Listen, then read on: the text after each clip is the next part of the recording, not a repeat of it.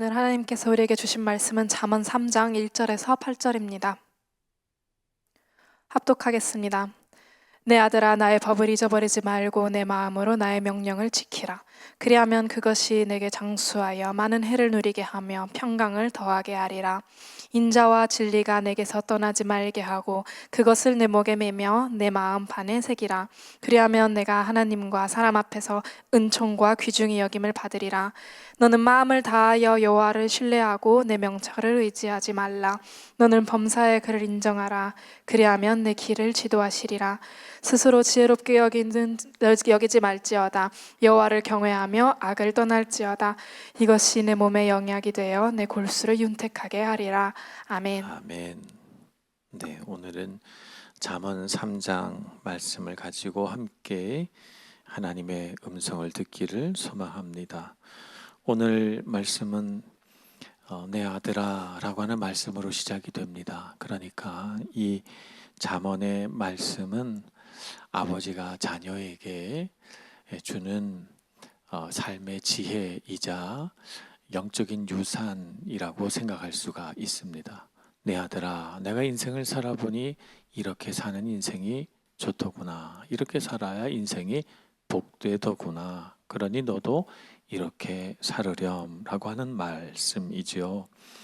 1절에 보면 나의 법을 잊어버리지 말고 내 마음으로 나의 명령을 지키라 라고 하면서 하나님의 법에 대해서 이야기하고 있으니 여기에 주인공은 실제로 아버지이기도 하면서 또 한편으로는 하나님께서 직접 나라고 하는 주인공이 돼서 하나님의 자녀인 하나님 백성에게 들려주시는 권면의 말씀이고 훈계의 말씀이다라고 생각해 볼 수가 있습니다.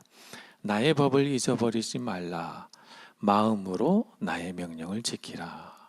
그렇게 하면 너가 이 땅에서 장수하고 또 많은 해를 누리며 평강을 더하게 하리라. 이렇게 말씀하시죠. 이 땅을 살아가면서 오래 사는 것, 장수를 누리는 것 참 하나님께서 주신 은혜요 복입니다. 동시에 이 땅을 오래 살아도 평강하지 않다면 그 오래 사는 것이 우리에게 피곤과 괴로움일 뿐일 것인데 오래 살게 해주시고 또 평강하게 해주신다라고 했으니까 우리가 인생에 어떤 복을 구한다면 당연히 오늘 잠언 3장 1절 2절 말씀을 읽으면서 어떻게 사는 것이 우리 인생의 참 복인가, 내가 어떻게 살아야 평강한가 라고 하는 것을 생각해 볼 만합니다. 여기에서 본격적으로 말씀하시는 건 3절에 나옵니다. 인자와 진리가 내게서 떠나지 말게 하며 라고 말씀하고 계시죠.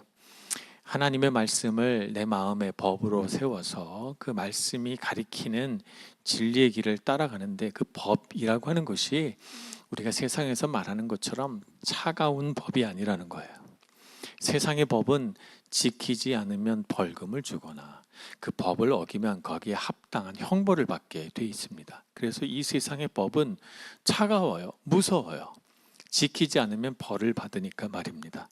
그런데 하나님의 법이라고 하는 것은 그 법의 중심된 내용이 뭐냐면 인자와 진리예요.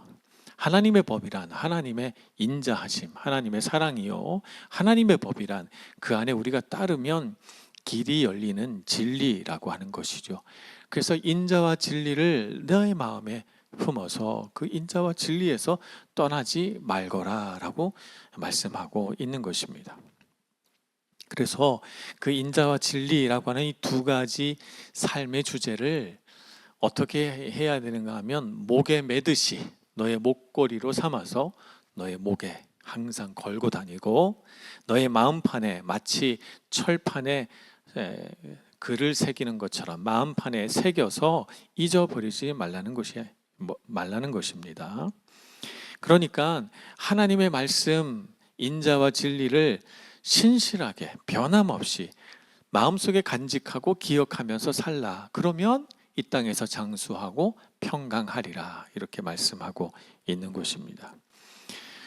하나님의 말씀을 안다고 하는 것, 하나님을 아는 지식에서 자라간다고 하는 것은 우리가 세상에서 경험하는 것처럼 어떤 정보를 얻고 그 정보를 저장한다는 것이 아닙니다.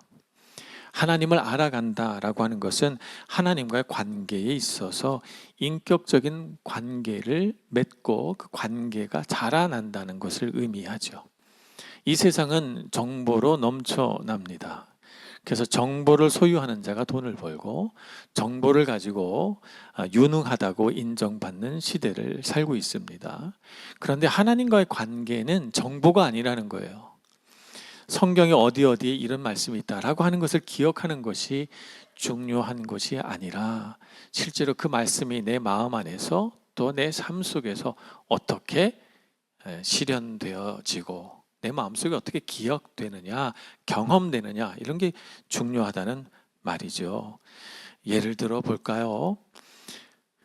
17세기에 파스칼이라고 하는 철학자가 있었습니다. 그는 수학자이면서 철학자였죠.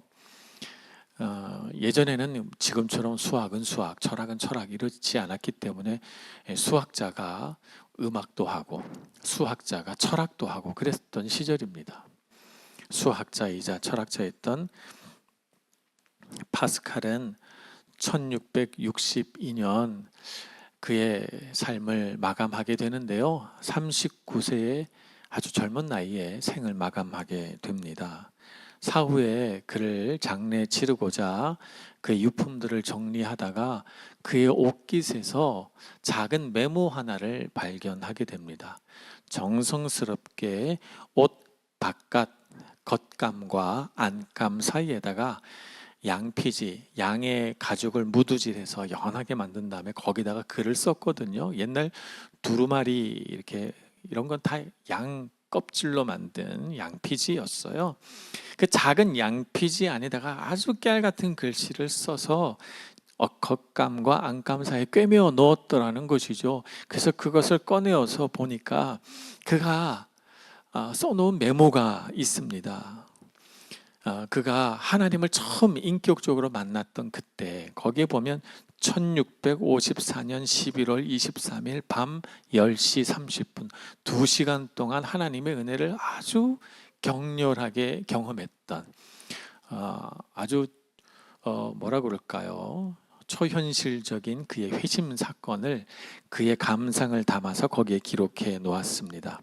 거기에 첫 번째 글자는 불이에요. 불 이렇게 써놓고 아브라함의 하나님, 이삭의 하나님, 야곱의 하나님이라고 쓰면서 결코 학자나 철학자의 하나님은 아니시더라 그러면서 그는 또 그 단어 그 말 끝에 기쁨과 확신 그리고 평화, 눈물 이런 것들을 써놓았습니다. 하나님 외에 세상의 모든 것을 잊었다라고 하는 말도 거기에 써놨죠.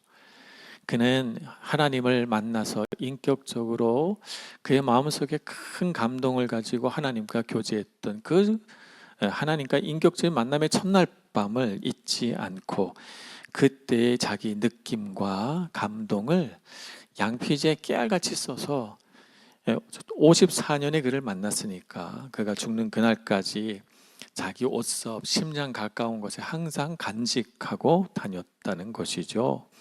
그날의 그 감동을 잊지 않기 위해서 말입니다.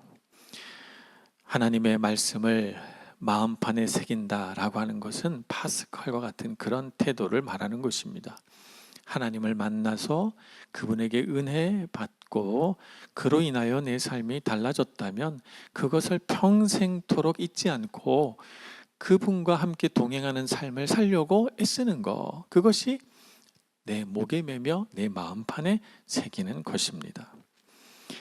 오늘날 이 파스칼의 양피지 메모는 프랑스 국립도서관에 계속해서 보관 중이라고 합니다. 나중에 여러분 프랑스에 여행 가는 일이 생기면 이 파스칼의 메모를 꼭 한번 찾아서 보시면 좋을 것 같습니다.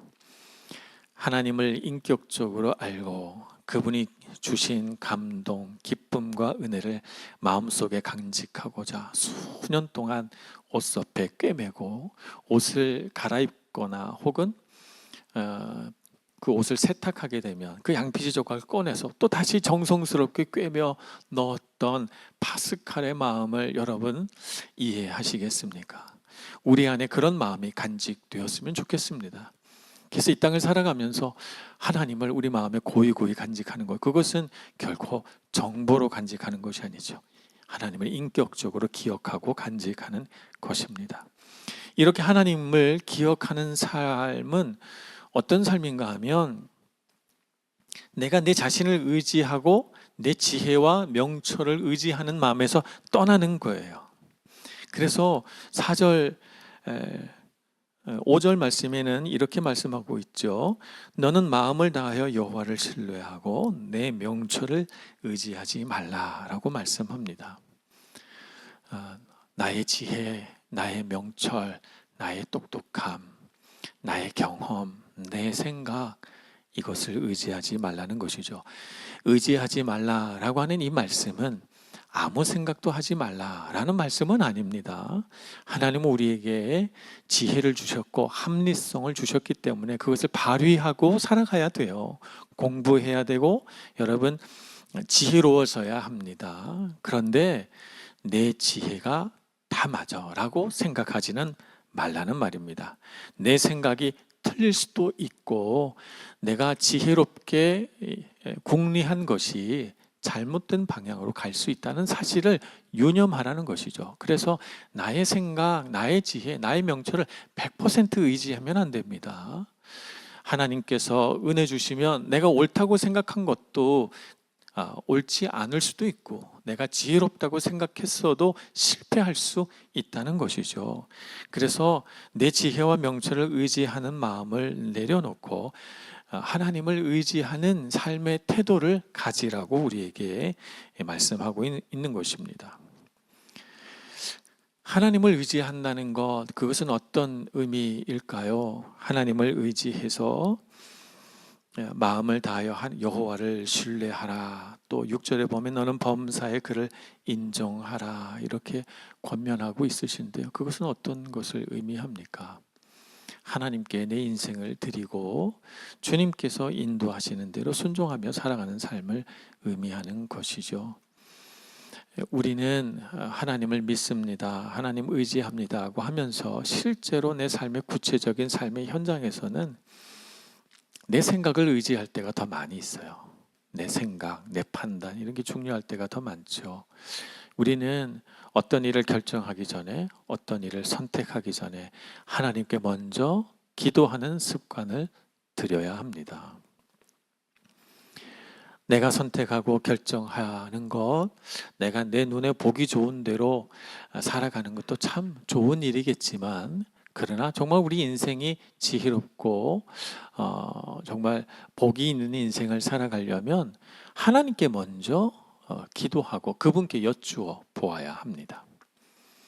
내가 다 결정해 놓고 내가 다 선택해 놓고 내가 다 그림 그려 놓고 그렇게 한 다음에 잘못되면 하나님 이거 꼭 돼야 됩니다. 이거 아니면 안 돼요. 라고 하지 말 것. 모든 일을 내가 다 해놓고 문제가 생겼을 때 주님 앞에 나와 기도하는 건 기도하지 않는 것보다 더 좋겠지만 그러나 그것보다 더 좋은 것은 어떤 문제가 생기기 전에 어떤 일을 결정하기 전에 어떤 것을 선택하기 전에 먼저 기도하는 것이 훨씬 더 좋은 일입니다. 그러니 여러분 갈림길에 섰거든 무엇을 선택해야 할 때가 오거든 여러분 먼저 기도하시기를 바랍니다. 주님께서 길을 예비해 주시기를 나의 명철과 내 지혜로 살지 않고 주님의 인도하심 따라 살아가겠다고 주님께 먼저 고백하면서 살아가는 삶의 태도를 가지시기를 축복합니다. 그렇게 해서 우리 삶에 일어나는 복은 뭐냐면 내가 내 삶의 중심에서 내가 주인공으로 생각하던 삶에서 벗어납니다. 내가 주인공으로 생각하는 삶에서 벗어나야 우리 삶에 평안이 오고 우리 삶이 치유와 회복의 길을 걸어가게 됩니다. 그렇게 해야 오늘 4절의 말씀처럼 그리하면 내가 하나님과 사람 앞에서 은총과 귀중히 여김을 받으리라고 말씀하고 있는 거예요. 내가 내 중심에 서가지고 사람들의 사랑을 받고 싶고 사람들의 인정을 받고 싶어서 내가 내 중심을 가지고 막 쫓아다니면 이상하게 인정과 사랑은 점점 멀어져요.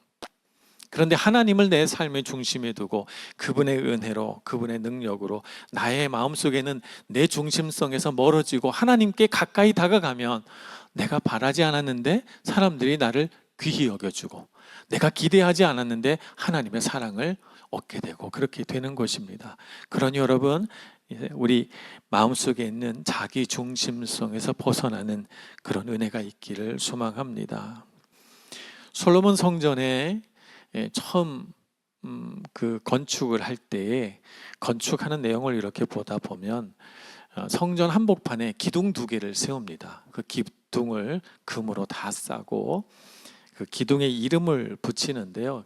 기둥 중에 하나는 야긴, 하나는 보아스, 이렇게 이름을 붙입니다.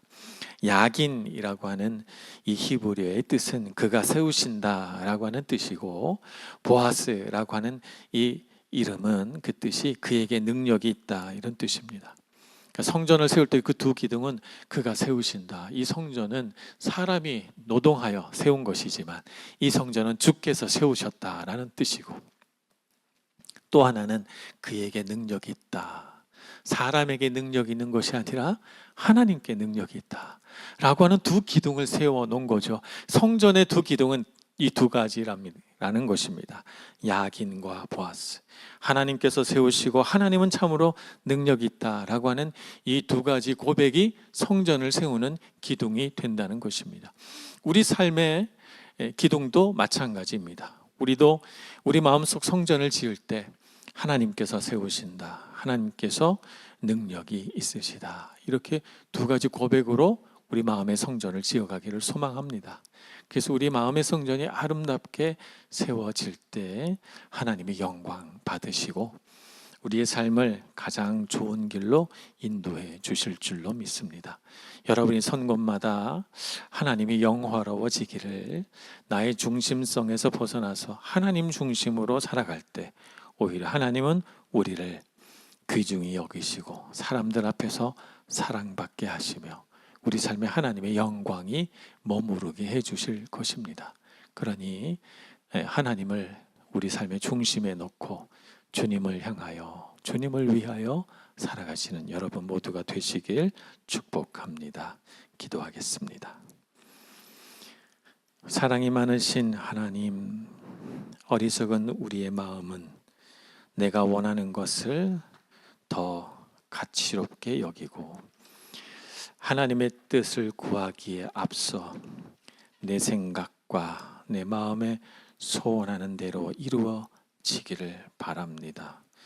우리가 이 어리석은 생각과 허탄한 세상 습관에서 벗어나게 해주시고 주님의 말씀대로 구하며 주님의 인도하심 따라 걸으며 무슨 일에든지 어떤 계획 앞에서든지 하나님께 먼저 엎드려 기도하고 주님의 음성 듣기를 구하는 청년들 되게 하여 주옵소서. 그래서 주님께서 주신 평강이, 주님께서 귀중히 여기심을, 사람들에게서 사랑받고 은혜를 얻는 귀한 삶을 살아가도록 은총 베풀어 주옵소서. 예수님의 이름으로 기도합니다. 아멘.